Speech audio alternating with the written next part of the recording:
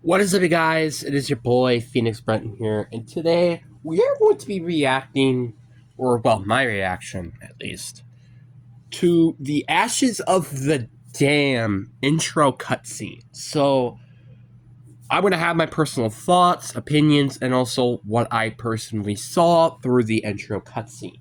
But before we get into today's video, like and subscribe. We are on the road to getting to 700 subscribers. But anyways, enough said. Let's get into the video. And I know this is a little late, but I think that's kind of the point in this channel. I am very late on the Call of Duty Zombies news, but I'm very there when anything huge or major happens with Madden. I'll try not to be as late, though, next time with my Call of Duty stuff. Just to let you guys know that ahead of time.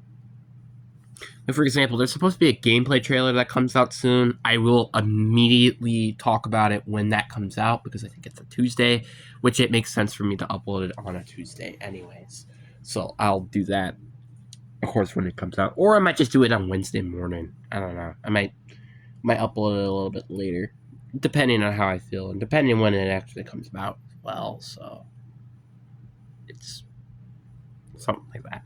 But anyway, the intro cutscene. So obviously, it starts off with obviously spoilers ahead of the intro cutscene. It starts off with the ending of the Reckoning cutscene where they teleport to the Dark Ether, and Richtofen says, "Welcome to the party."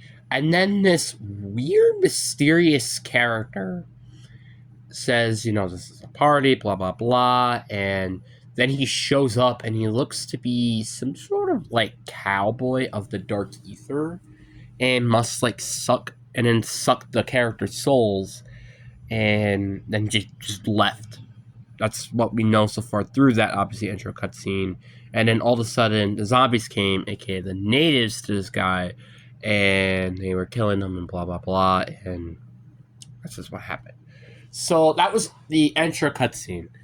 Now, I'm gonna be honest with you, this cutscene I didn't really care that much about. I genuinely don't care. I mean, visually it looks cool, but story-wise, I just don't care. I genuinely don't care.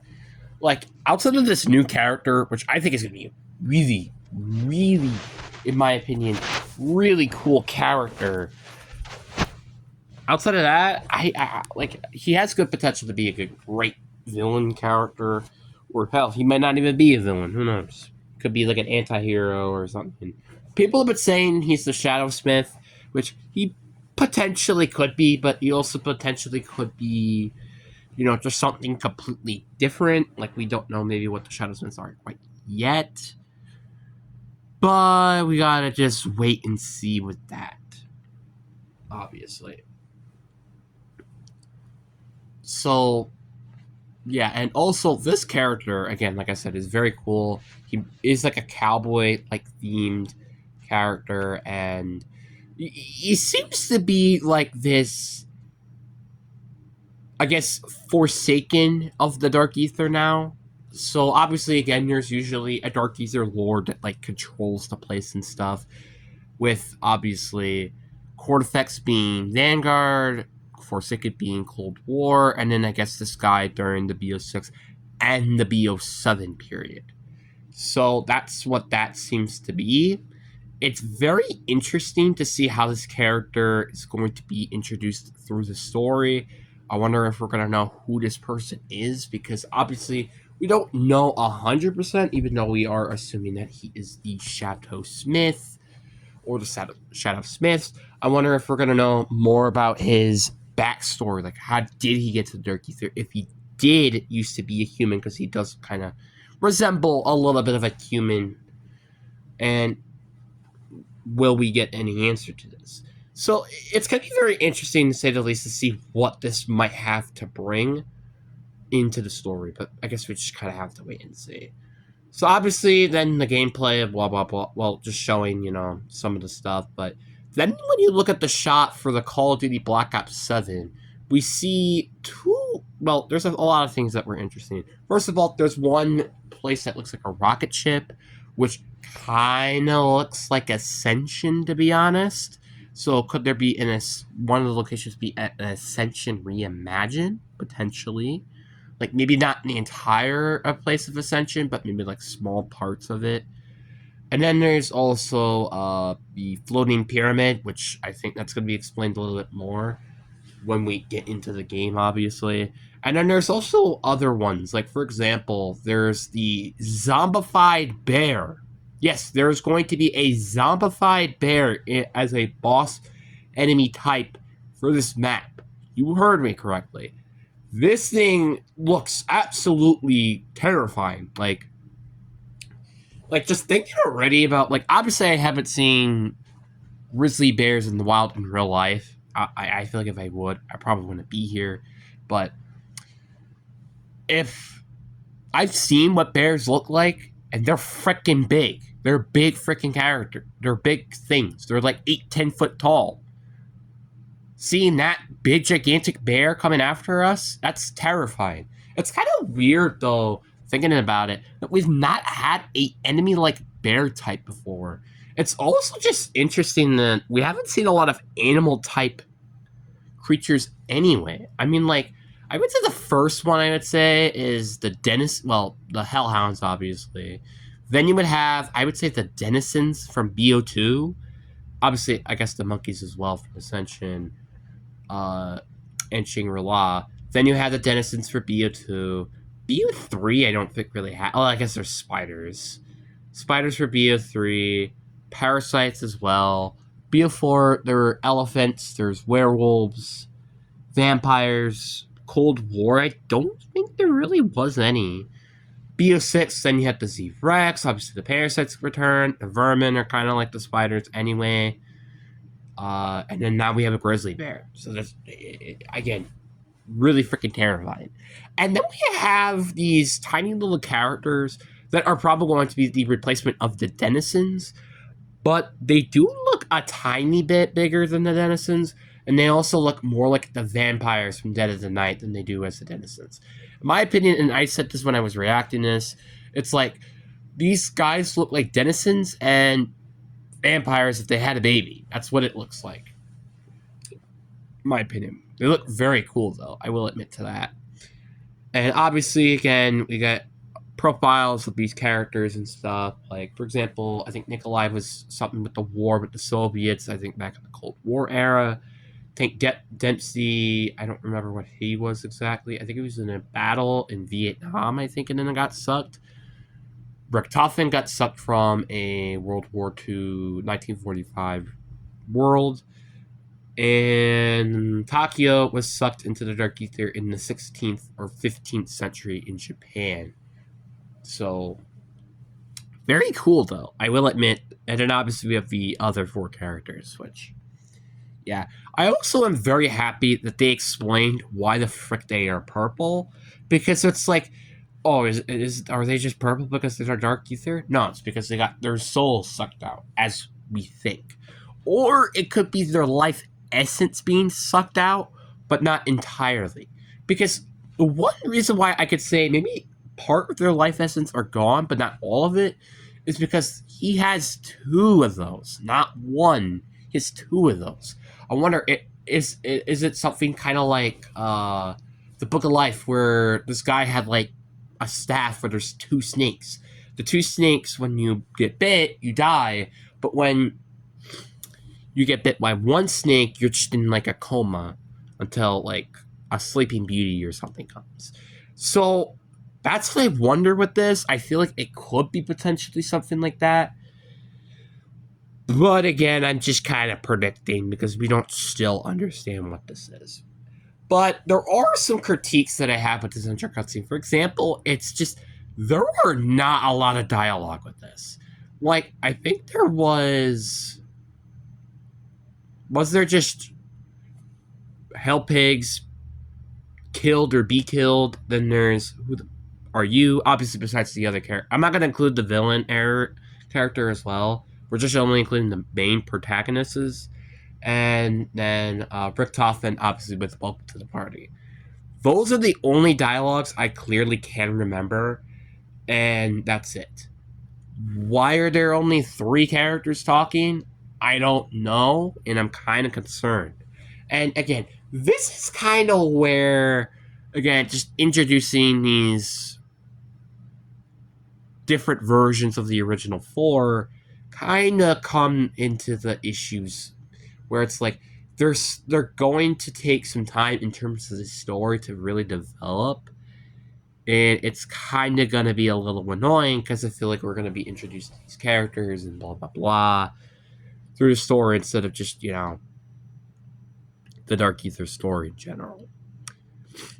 And to be honest with you, I was expecting a little bit more of like we're gonna explore the map of this Transit Reimagine, or Ashes of the Dam is what it's called, I believe.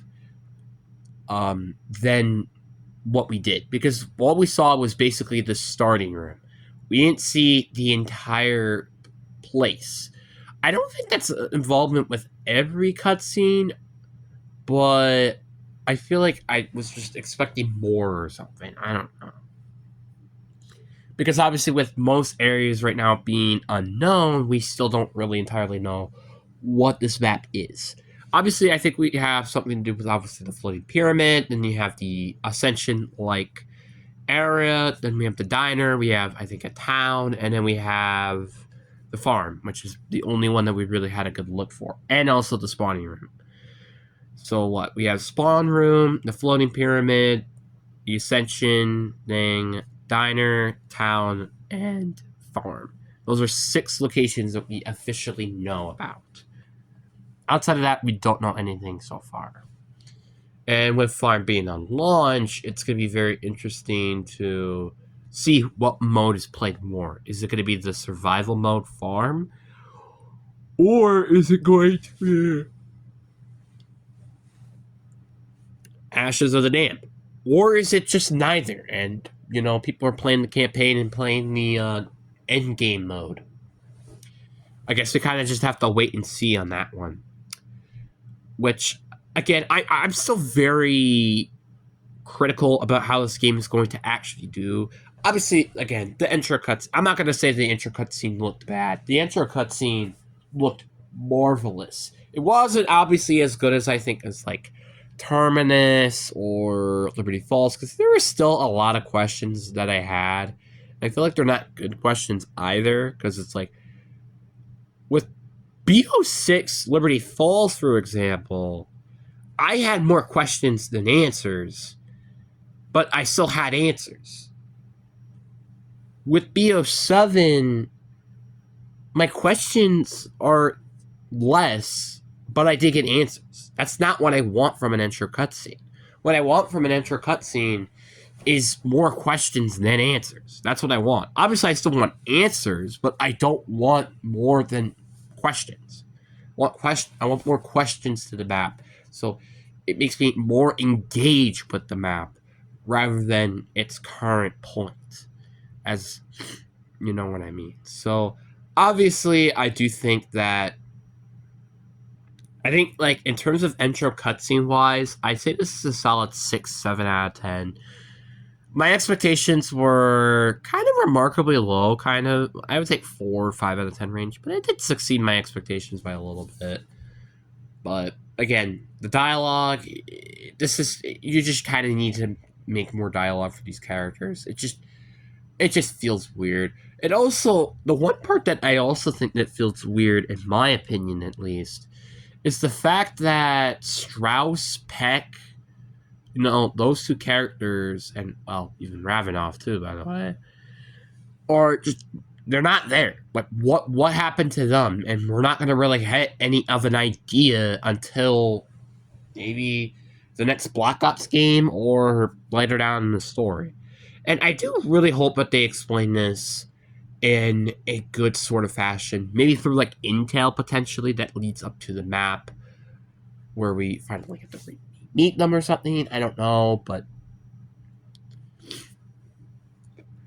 in my opinion, it's super confusing, and we're kind of hoping that they do get tied back up to the story And again, it's just like once again, it's an issue that you're adding more characters, even though the characters that you had previously aren't really fully fleshed out yet. Like, for example, Weaver I think is somewhat fleshed out. Like, he's a CIA obviously assassin, and he was part of Requiem. He was like the leader. Obviously, the director was in charge of all of it, but Weaver was, the leader of the strike team, and he was like, he also, killed Richtofen's son and wife through a botched hit, which was intended for Richtofen. Like his story is kind of, fleshed out. Maya's story, honestly, is already fully fleshed out. Now it's just what the frick is she doing here now at this point? Maya was on Terminus to find his brother. That was her job. And then she found her brother, and then she's like, we're gonna make everybody pay, and Renko's gonna pay, and blah blah blah. And then she killed Renko in the first DLC. So now it's like, what the heck is the point of her being here, Like, what is her point? Because she doesn't even have to be here anymore. She got her revenge that she needed. So it's like, why is she even here still? And no matter, well, even Peck kinda, it's like, why the heck is he even here to, like, maybe shatter Veil or the Reckoning? Because Peck is only there, I'm pretty sure, because he wants Richtofen to suffer, and he's kind of already done that. So I feel like Terminus or Citadel, he could have just left entirely. I'm going to be honest. Strauss, on the other hand, you could have just completely left him out of here. I mean, again, he has literally zero. When I say this again, zero. You could completely remove him from any of the DLC maps from BO6, and he would not, and the story would not change at all. It's actually sad to say that actually would genuinely happen. Carver, it's a little different with Carver, because Carver isn't really even explained at all, like, genuinely. Carver just feels there. He feels like he's there because he's there. Carver has no point. And I don't know if it's due to racism, and I don't want to really point it to that, but Carver just feels so underfleshed. Like, he feels like he's just there with no real motive. It just feels like he's just there. And then Gray, on the other hand, it's like Gray makes a little bit more sense, because it's like, she, like, during BO6, she wanted to save Sam and blah blah blah, which I guess this is kind of the same thing with Carver, but it wasn't really fully told. And then when, she was betrayed, she, still helped out Rick Coffin, as I'm assuming that's what the canon is. And then she, left and blah, blah, blah. So it's like, Gray and Weaver are the only characters, in my personal opinion, outside of maybe Ravenoff, because obviously MW3 and blah, blah, blah, were the only characters that should be in BO7. Those are the three only characters that should be in the story now. The rest can honestly be removed. And maybe Carver, because at least he can be a character potentially. So that means your four main characters should probably be, instead of Maya, you could replace Maya with Ravenoff instead. Because guess what? Maya already told her story. What's the point of having her here when her story's basically already been done? So it's just like, it doesn't make that much sense to me.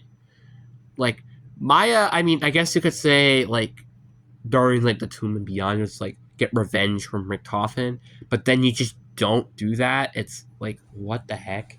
Because it's like, Maya is a neutral party here. Maya was there to get his brother and then get Franca. That was it. So, really, her being betrayed wasn't really a betrayal, because she got what she wanted. Not what the group wanted, but she got what she wanted. So really, she didn't really betray them at all. And it kind of just leaves like a void of like, does she kill Richtofen? Does she not? It's just, again, it just doesn't make any sense to me. It's like when Citadel Day More passed, that's when they should have replaced Maya with Ravenoff. I feel like that's what they should have done. And also, Peck didn't even need to be there. Raptor 1 obviously could stay. You should obviously be in the story still because it's Raptor 1, but still, I don't understand that at all. My personal opinion. So that is it, guys. I really do hope you guys enjoy. Peace.